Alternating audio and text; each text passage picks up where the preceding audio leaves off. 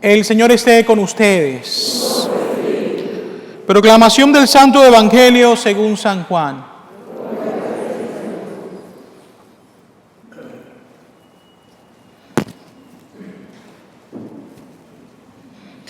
En aquel tiempo Jesús se retiró al monte de los Olivos y al amanecer se presentó de nuevo en el templo, donde la multitud se le acercaba y él, sentado entre ellos, les enseñaba. Entonces los escribas y fariseos le llevaron a una mujer sorprendida en adulterio y poniéndola frente a él le dijeron: Maestro, esta mujer ha sido sorprendida en flagrante adulterio. Moisés nos manda en la ley apedrear a estas mujeres. ¿Tú qué dices? Le preguntaban esto para ponerle una trampa y poder acusarlo. Pero Jesús se agachó y se puso a escribir en el suelo con el dedo.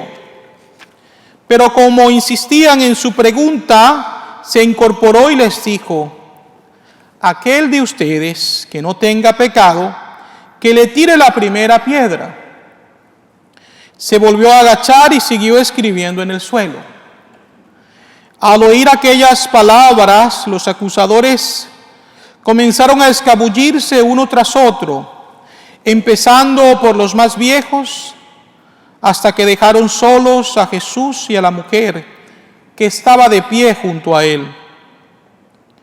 Entonces Jesús se enderezó y le preguntó: Mujer, ¿dónde están los que te acusaban? ¿Nadie te ha condenado?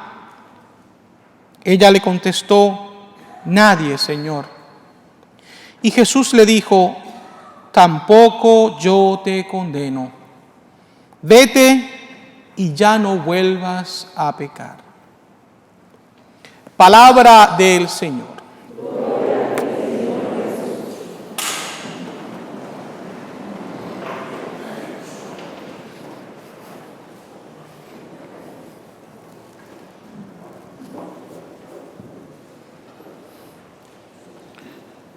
Hermanos y hermanas, estamos ya bastante adelantados en este camino cuaresmal que nos lleva a celebrar la pasión, muerte y resurrección de Jesús, la Pascua del Señor. Las lecturas de este domingo son de gran importancia y de gran ayuda para que aprendamos a vivir mejor nuestra vida de fe, nuestra relación de amor con Dios. La primera lectura está tomada del libro del profeta Isaías. Y el Señor invita a su pueblo por medio del profeta a que vivan en la esperanza y en la confianza de que Dios siempre nos acompaña y que nunca nos deja solos. El Señor dirá al pueblo: no pienses mucho en el pasado, deja el pasado atrás. Enfócate en el presente y mira las bendiciones que yo te estoy dando, las maravillas que estoy creando para ti. Esa es en síntesis el mensaje de esta lectura que nos trae Isaías. Qué importante, queridos hermanos y hermanas, es que nosotros vivamos el tiempo presente junto a Dios, que nos garantice entonces vivir un mejor futuro también junto a Él. Muchas veces me doy cuenta, sobre todo en el confesionario, cómo hay personas que viven atormentadas por su pasado, por los errores cometidos, por los pecados, por el daño que han causado a los demás. Y si bien es cierto, es necesario que aprendamos a pedir perdón por el mal que hemos causado, es necesario, es bueno, también es cierto que no tenemos control sobre el pasado y las cosas han quedado allí. Y tenemos que aprender a ponerlas en las manos misericordiosas de Dios.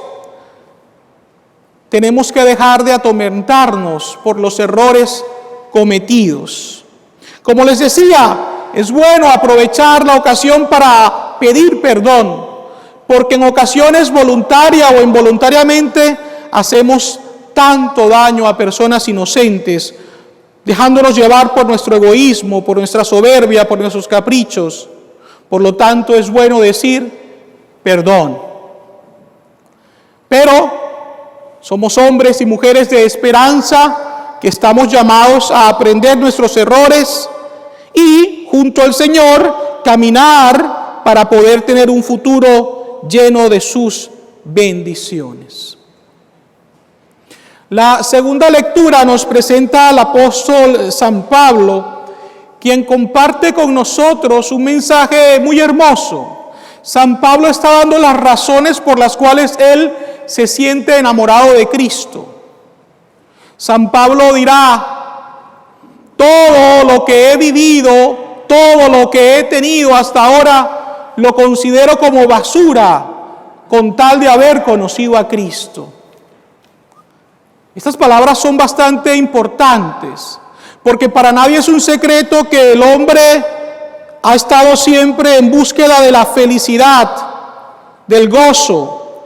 El problema es que siempre lo buscamos donde no está. La fuente de la felicidad verdadera está solamente en Dios. Y por tanto, en Él podemos encontrarlo, no fuera de Él. Esto me hace recordar el testimonio de Eduardo Verástegui. En otras ocasiones lo he comentado, pero creo que esta segunda lectura me da pie para hacerlo una vez más. No sé cuántos de ustedes conocerán quién es Eduardo Verástegui. Tal vez unos sí, otros no, pero siempre es bueno hablar de estas personas que viven en nuestro tiempo presente y que de una u otra manera fungen como ejemplos cristianos para nosotros. Eduardo Verástegui es un muchacho que nace en México de una familia humilde, pero con mucho talento. Él quería ser alguien en la vida y sabía que con sus capacidades, con sus talentos, podía desarrollarse, sobre todo en el medio artístico. Él comienza siendo parte de una agrupación como cantante y eventualmente se hace también actor. Pero su deseo de ser famoso y tener dinero lo lleva a probar suerte en Hollywood. Y allí él es contratado y participa en algunas películas. Sin embargo, él dice que en Hollywood en ocasiones hay un estereotipo del latino. Entonces, los papeles que se le daban a él en esas películas eran o de Playboy o Casanova o de un hombre dedicado a las drogas, traficante de drogas. Y él lo hacía porque al fin y al cabo, él quería tener dinero, quería ser famoso, eso era parte de su meta y lo estaba logrando. Pero en ese proceso en el cual él contrata a una maestra de inglés para que le enseñe, esta mujer fiel católica comienza a preguntarle a él constantemente sobre cuál es el propósito de su vida, cuál es la misión que él considera por la cual Dios lo tiene en este mundo. Y le preguntaba constantemente: Eduardo, ¿cuál es el propósito de tu vida? ¿Para qué has sido creado? Y él cada vez que escuchaba esas interrogantes, se daba cuenta de que había un vacío existencial en su corazón, de que realmente no era feliz, de que tenía el dinero y tenía la fama que había buscado, pero que realmente no experimentaba la felicidad de la cual seguía estando necesitado. Esto lo llevó a un proceso de conversión, de cambio. Y eventualmente él dijo: no voy a participar en ningún tipo de película en la cual sea un mal ejemplo para la gente. Quiero comenzar a hacer pues un buen cine. ¿Pero qué pasó? Pues el hombre se queda sin trabajo, porque ya no le ofrecían papeles para que él desempeñara. Fue difícil para él. Con el transcurso del tiempo, él se hizo amigo de un sacerdote que eventualmente llegó a ser su director espiritual. Y en una de esas conversaciones, él le decía al padre: ¿sabe qué? Yo estoy pensando de que Dios tal vez me llama a ser sacerdote. Y el padre le decía: ¿sabes qué? Si eso es lo que Dios quiere de ti, adelante. Pero Eduardo, yo considero que Dios te quiere en Hollywood, porque necesitamos personas buenas allí que puedan evangelizar con su testimonio. Esas palabras lo hicieron reflexionar aún más y terminó decidiéndose por ser él un productor de cine. Y junto con algunas personas han producido algunas películas bastante buenas, entre las cuales resaltan, por ejemplo, Bella, que es una película pro vida, y también recientemente, hace al menos 2 años, la película The Son of God, el Hijo de Dios. Todas estas películas que buscan promover valores cristianos, morales, para hacer de este mundo un mundo mejor. Lo interesante de todo esto, queridos hermanos y hermanas, es que gracias a un constante preguntar por parte de esta maestra, este hombre se sintió interpelado y comenzó a preguntarse realmente cuál era el propósito de su vida. Y descubrió que no solamente era ser famoso y tener dinero, era precisamente conocer, amar y servir a Dios, ser amigo de Dios. Y yo creo que esto tiene que hacernos reflexionar, porque en el fondo es el mensaje que San Pablo nos está queriendo presentar. Él dice: todo lo que era, todo lo que tenía, lo considero basura con tal de ganar a Cristo. Ojalá que ese sea nuestro deseo también, y que en medio de todas las aspiraciones que tenemos, que pueden ser muy buenas, Dios sea siempre la prioridad en nuestras vidas. Por último, llegamos al Evangelio, un Evangelio bastante interesante. La semana pasada meditábamos la parábola del Hijo Pródigo. Hoy se nos presenta un Evangelio en el cual Jesús es puesto a prueba para ver cuán grande es su misericordia. Dice el Evangelio que Jesús se encontraba en el templo enseñando a aquellos que querían escucharle.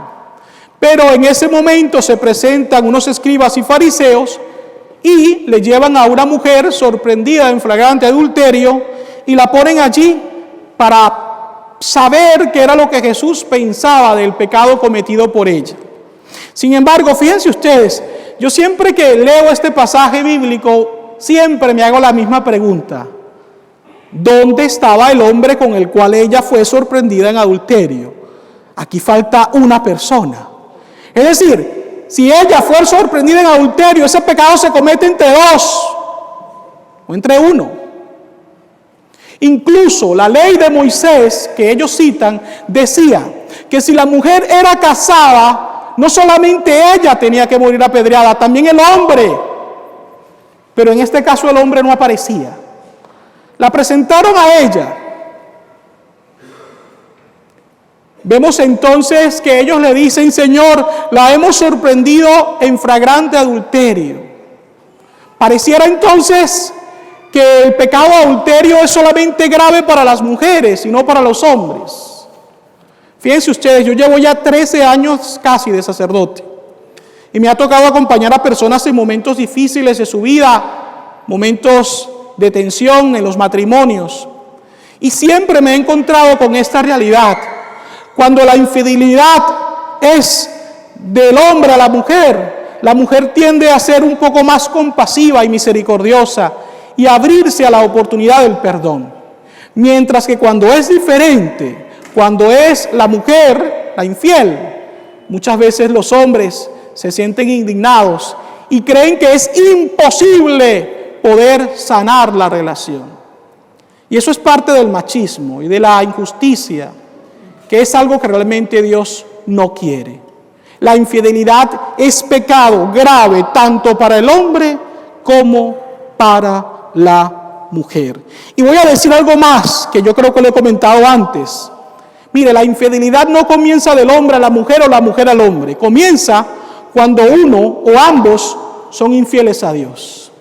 Cuando ya existe una infidelidad por parte nuestra a Dios, cuando yo no me esfuerzo por vivir una vida de fe, de amor con Dios, cuando yo le soy infiel a Dios, ya es más fácil ser infiel a la otra persona.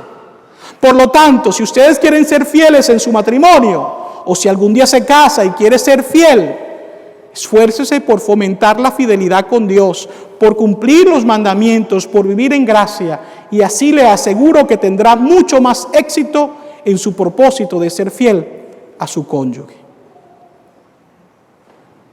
Vemos entonces que los fariseos parecieran estar preocupados porque se cumpla la ley. De hecho dicen, la ley de Moisés dice que ella tiene que morir. Pero hay algo que es bastante interesante de resaltar. El mismo texto que escuchamos dice, esto lo decían porque querían poner a Jesús a prueba, porque querían tener una razón para acusarlo.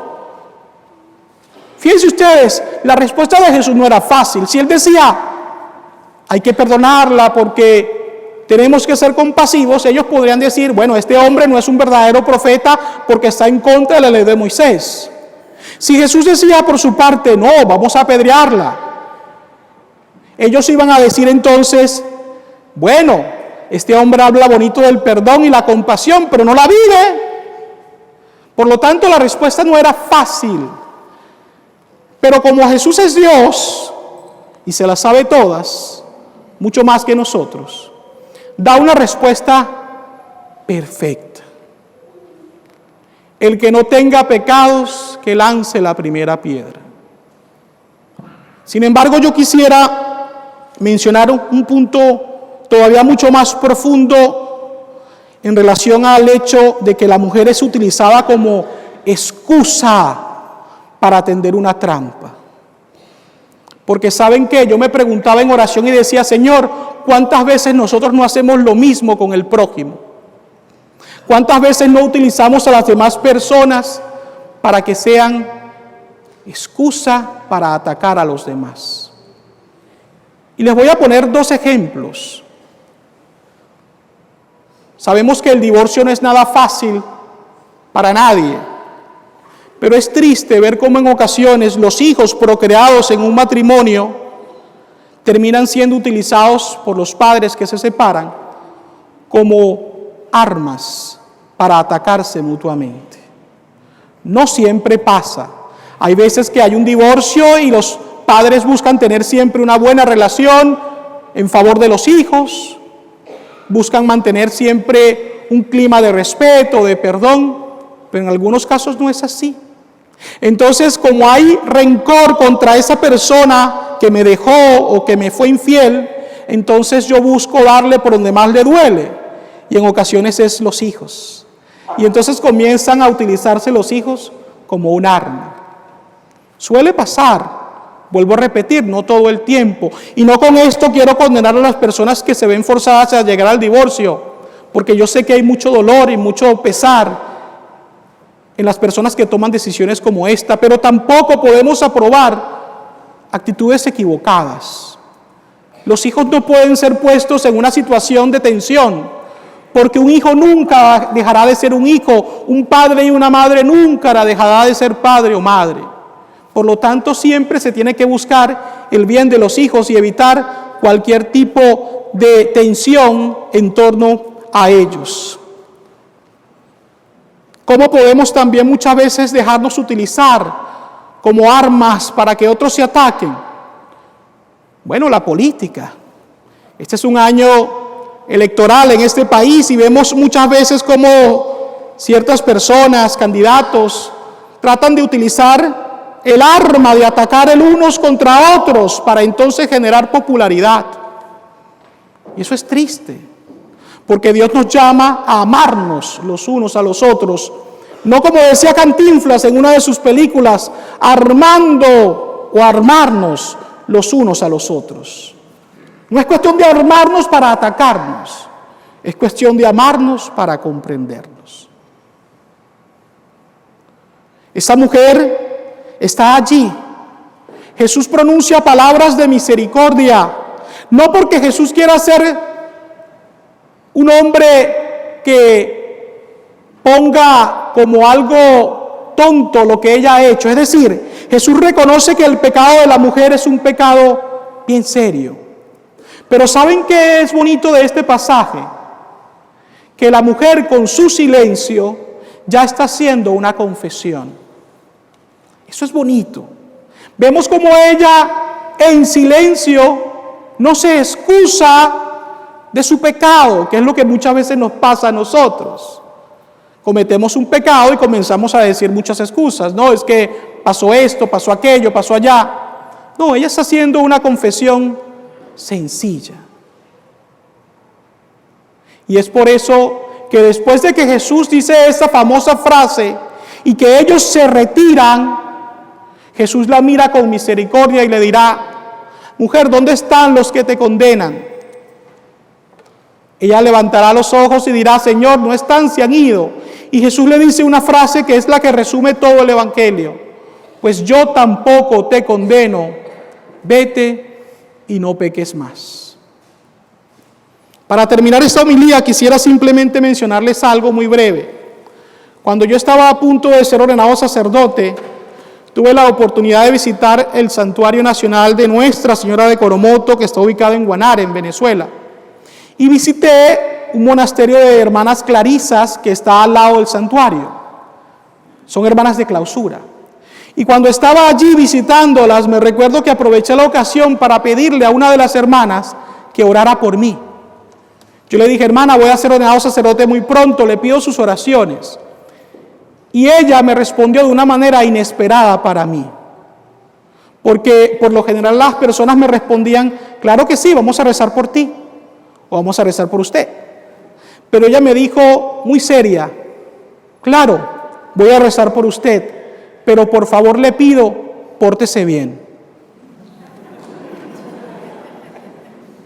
Por favor le pido, pórtese bien. Y es verdad. Nosotros podemos rezar mucho, podemos pedir que la gente rece mucho por nosotros, pero si yo no me porto bien, poco me va a ayudar las oraciones que hagan por mí. Poco me va a ayudar. Y eso es lo que Jesús le está diciendo a esta mujer: vete, pero no peques más. Y esa es la lucha que constantemente todos tenemos para poder vivir en gracia y alcanzar el cielo. Pidámosle al Señor pues que nos conceda las gracias que necesitemos para poder serle fiel a Él y de manera especial para podernos siempre regocijar en su misericordia. Así sea.